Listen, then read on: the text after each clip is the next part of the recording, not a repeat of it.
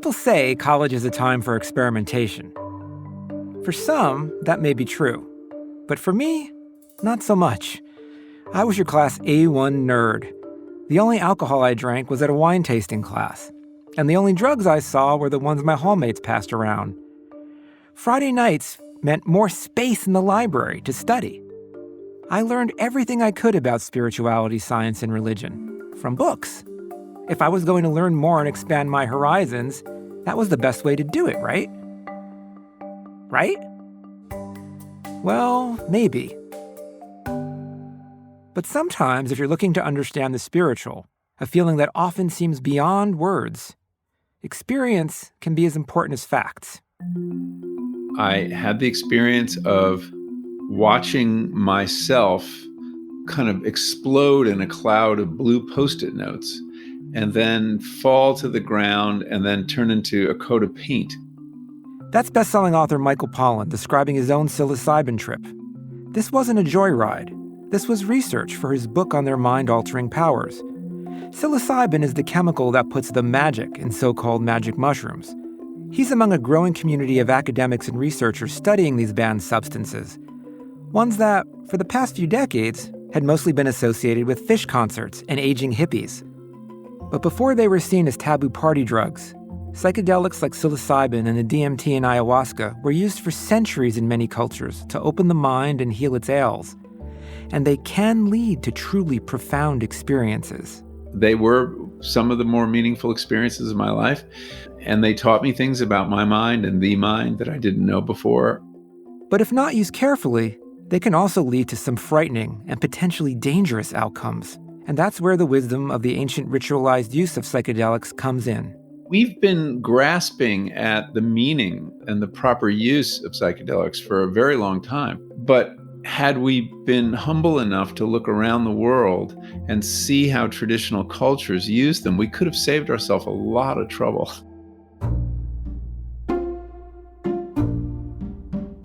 On this episode of How God Works, we'll talk with Michael Pollan about the psychedelic experience and the promise these chemicals hold to heal depression and distress. That people could take a chemical produced by a mushroom and see God, or lose their fear of death.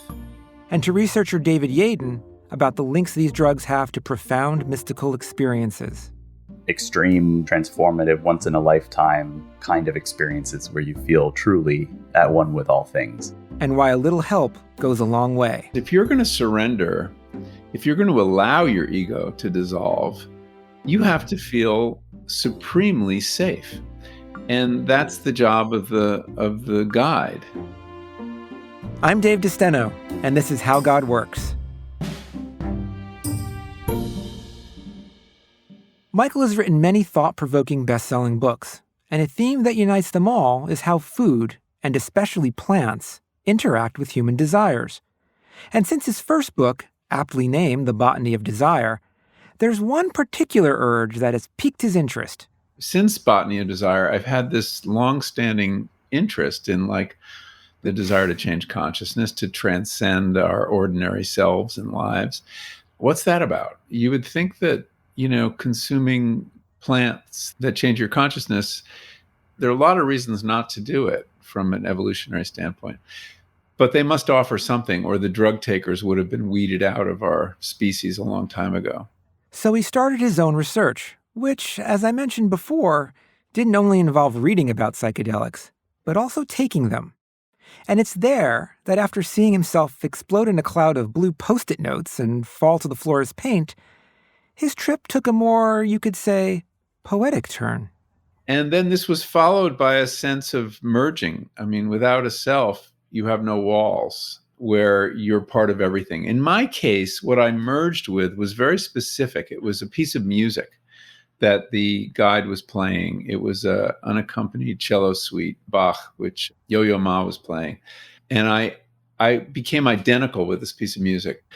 It was me, I was it. There was no subject-object difference. That had completely melted away. And it was the most wonderful experience. Was that a spiritual experience? It sure felt that way. There was nothing supernatural about it. There was nothing about a divinity. But it actually afterwards I had always associated spiritual experience with the supernatural, that these were experiences that could not be explained in any other way except, divine activity of some kind, or something that defied all the laws of nature. But I came out of it and out of all my researches on psychedelics with a different understanding of what spirituality was. And that was that spiritual experience is a kind of a deeper connection than we have in ordinary life, a connection that transcends ego, that breaks down those walls. And whether it's with nature or a piece of music or the universe or other people, you feel more deeply connected than you ever have. And that's my kind of working definition of spiritual experience now. There are many ways to pursue a mystical state, a state where you lose yourself and merge with something greater. But broadly speaking, they can be divided into two types. The so-called right-handed ones sit within traditional religions and take a good deal of practice and effort to master.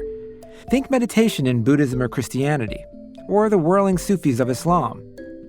The left-handed ones sit outside of institutionalized religion and offer quicker routes. That's where things like magic mushrooms and ayahuasca come in. Yeah. Oh, I think it's a very similar state. But I think that there are many connections between meditation and a psychedelic experience that I don't think are adequately appreciated, because usually the psychedelic experience is discussed in terms of the kind of climax of it, when you have hallucinations and there are a lot of fireworks. There's a lot going on. And meditation we think of as a very calm process, although it isn't always. Most of the psychedelic experience is the denouement after that peak. And you spend hours in this meditative state that is where you have regained the ability to focus your thoughts, decide to think about something, remember something, dwell on a person, something at the peak of the experience you could not do. Your mind was just going to go where it was going to go. But you're really focused and you're not easily distracted. And it's kind of a wonderful part of the experience. And you can do mental work in this trance-like zone. So I think that approximates meditation in a lot of ways. And I, like many people, found that after psychedelic experience, I could meditate with more pleasure and success, although I use that word advisedly, since meditators aren't supposed to think that way. But of course they all do. True. It's interesting because what it suggests, and we'll need more research on this, but it almost suggests that you could use psychedelics as kind of the kickstart, right? To meditation. Yes. It'll give you the boost to get to that mental state that if you just started with the practice itself might take a good long time to be able to self-induce. Yes. You have a sense of the destination. You've laid down tracks, meditative tracks, and that you can pick up on them much more easily. And I know from in my own experience that it's been very helpful. And one of the things I meditate on are various mysterious images I had during psychedelic experience. Many, if not most, of that generation who brought Buddhism to America, the Jack Kornfields and John Kabat-Zinn, and all these people started with psychedelics, and then we're looking for a way to turn that kind of consciousness from a very occasional event to a regular practice, and they found that in Buddhism. That's true, because you probably can't do psychedelics every week. Very bad idea. No, very bad idea. You can't do it. You'll never get anything else done. If drugs, even therapeutically administered, aren't your thing, psychedelics aren't the only way to have a mystical experience. Intense meditation and similar practices can alter consciousness too. And strange as it might seem, sometimes people can even have a full-blown mystical experience out of nowhere. That's what happened to psychologist David Yaden. Basically, it started as a heat in my chest, which I initially interpreted as entirely physiological. But that heat spread over my entire body. And so as this is happening, I'm wondering what's going on here. And at some point, a voice in my mind said, "This is love." At which point I felt that I went out of my body or into an inner space. I could see 360 degrees around me, this sort of intricate fabric stretching out. And that feeling of heat, which now I'm feeling as love, reached an absolute boiling point. And after what felt like months, but which was probably only a few minutes, I opened my eyes. My body was laughing and crying at the same time. And in the days and weeks afterwards, things around me seemed new, as if I had just been reborn into the world. And this experience was and remains probably the most meaningful moment of my life. And amidst all of those very positive changes was the question, what the just happened to me? These random experiences, and even the ones that come from intense meditation, present a problem, though. People either have to train for years to have them, or have no control over when or if they'll ever happen. That poses a problem for spiritual seekers and scientists alike. The experiences can be few and far between. But with psychedelics, you can just eat or drink something, and within an hour or so, be on your way to a seeming higher plane. That makes mystical experiences much more available, both to those who want them and to those who want to study them, like David. The scholar of religion, Houston Smith, used to write on the board 2 experiences. One was triggered spontaneously, and one was triggered by psychedelics, and he would ask classes at Princeton to try to guess which one was triggered by psychedelics and which one was triggered spontaneously, and people would guess at chance. So when you read descriptions of the phenomenology of these experiences, how it feels, they look virtually identical. His mystical moment led him to study religion, psychology, and neuroscience in graduate school, and then to a position at the Center for Psychedelic and Consciousness Research at Johns Hopkins, where, as you might guess from its name, we study these kinds of experiences, but induced through psychedelic substances. And just in case you're wondering if the drugs really produce the same type of mystical experience as do other routes, studies show they do. They lead to what David calls a self-transcendent state. A self-transcendent experience we define as a transient mental state involving some degree of self-loss and or feelings of connectedness. For example, flow, mindfulness, awe, peak experience, and mystical type experiences. And of course, there's a spectrum of intensity. Some of those are quite subtle. For example, a feeling of mindfulness, whereas others are extreme, transformative, once-in-a-lifetime kind of experiences, like a mystical experience where you feel truly at one with all things.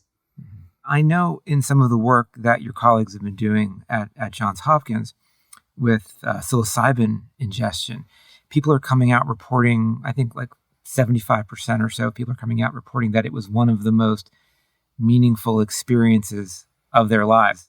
I think this is one of the most important findings in psychology from the past 2 decades, up there with marriage and childbirth and these truly significant milestones in a life. I mean, reliably, 2/3 of samples sitting or lying down on a couch in a room in a lab for 6 hours will afterwards say that that was one of their top 5 most meaningful moments in life. That's not just asking them right afterwards. If you ask them 2 months later, if you ask them even 16 months later, they'll still say, yes, that was one of the most meaningful moments in my life. I find that absolutely mind-blowing. I want to linger here for a second. As a researcher, I'm particularly fascinated by how experiments are conducted. And as David just described, here, the taking of psilocybin is stripped bare of much of the traditional context and rituals that usually accompany it. Traditionally, shamans not only supervise the experience, they also provide more active guidance, usually chanting, rhythmically clapping their hands, or beating drums during psychedelic ceremonies. These help calm people's minds and nerves, making them feel more comfortable and connected. The shamans also spend time talking with people, preparing them for their journey.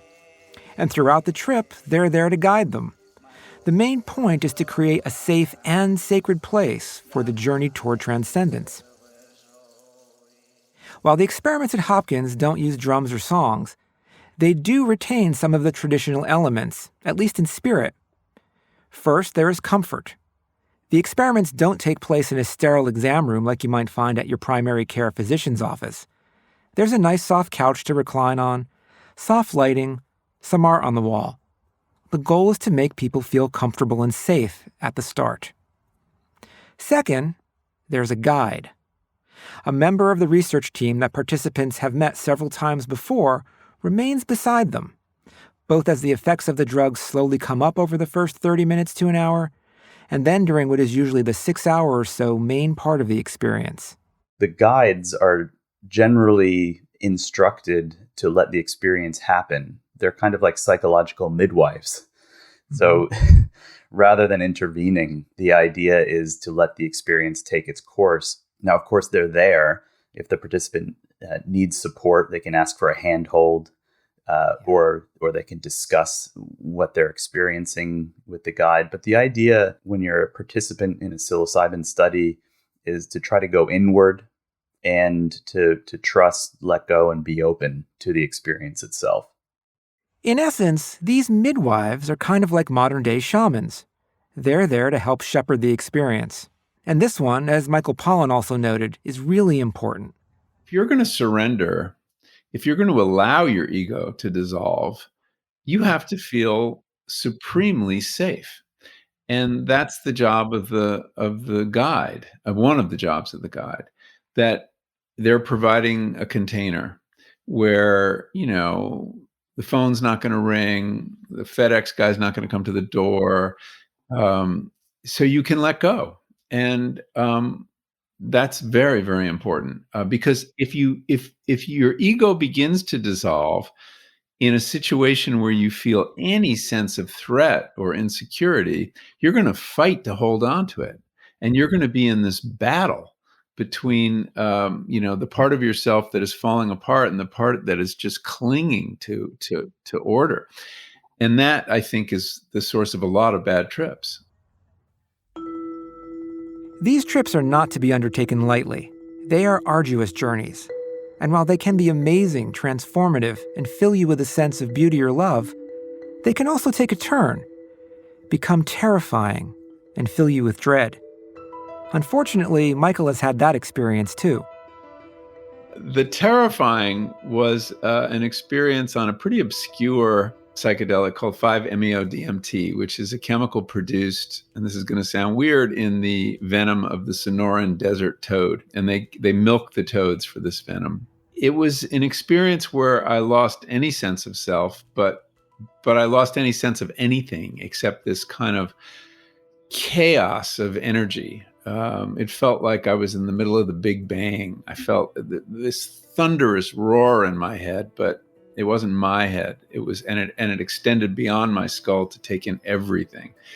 And it was quite disturbing at the time. And I was very happy when it ended. The best thing about this trip is it only lasts about 10 minutes, although you have no sense of time. It felt a lot longer. So there was an ego death there too. I had no self, but I didn't merge into anything else except this maelstrom. It was a very productive thing to do, although frightening too. I mean, I was very nervous about it. Going deep into your mind is a scary place to go, because the drugs really contain no information, no imagery, no narrative. They're catalysts, and for what's going on in your mind in a certain very specific situation. So the reason I stress the importance of having a guide is to maximize that sense of safety. But the guide's role doesn't end when the trip is over. They meet with people several times afterward to help them make sense of what happened. These kinds of experiences can be disruptive to one's life, and the hope is that they'll be positively disruptive. But any kind of disruption can be psychologically challenging, and so having social support is, I think, profoundly important, because these experiences, even when they're challenging or even quite negative, can ultimately end up as very positive. So in other words, someone crying for 45 minutes isn't necessarily a sign that the experience has gone badly. They may be mourning someone who they never took the time to mourn, or simply grappling with very difficult psychological material. So I want to touch on those sessions. What typically happens there? Can you give us a sense of what that conversation is like? These conversations are really driven by the participant. And so the guide is just there to provide basically supportive psychotherapy, to be an empathetic ear, to just listen and respond to the participant who may just want to discuss what they experienced. And importantly, the guide or the clinician is not imposing their particular worldview or interpretation on the experience. It's really led by the participant, and the participant is just invited to share what happened, and the guide or the clinician is there to be a supportive and empathetic listener. And research shows that the results of those discussions can change people's outlooks on life in amazing ways, even helping them come to terms with facing death from a terminal disease. We shouldn't be calling it psychedelic therapy. It's psychedelic-assisted psychotherapy. That it is a package, and you can't divorce these elements, the context. And this is one of the lessons that we should have learned from the way traditional cultures use psychedelics. To hear the stories of a spiritual experience that people I was interviewing were having, that people could take a chemical produced by a mushroom and see God, or have a completely altered sense of their relationship to the natural world, or lose their fear of death. People will say things like, I now feel a part of everything rather than apart from everything. And something about that shift makes accepting the inevitable more possible. We're at a kind of spiritual inflection point in society right now. It's something I've talked about before because it's one of the main reasons why I wanted to make this podcast in the first place. People are leaving traditional faiths in great numbers, but they're not all becoming atheists. Most of them are looking for other ways to be spiritual. So I asked Michael if he thought that psychedelics might have an important role to play here.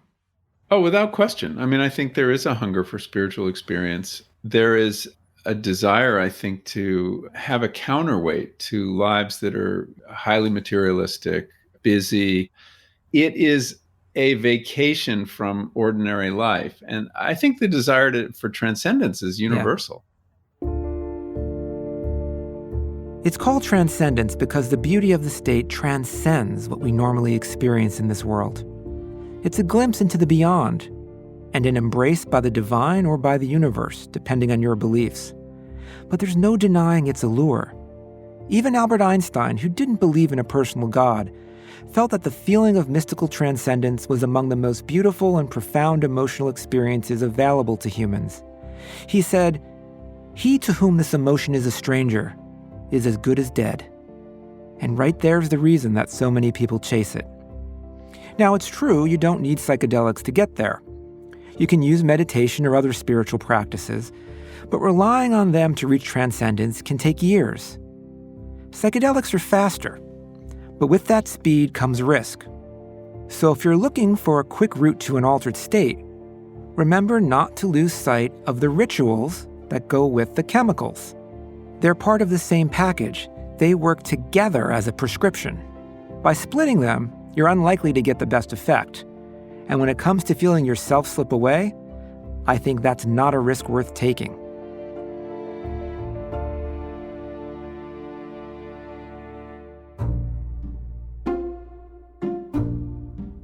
Next time, a majority of people in the US believe that faith can heal.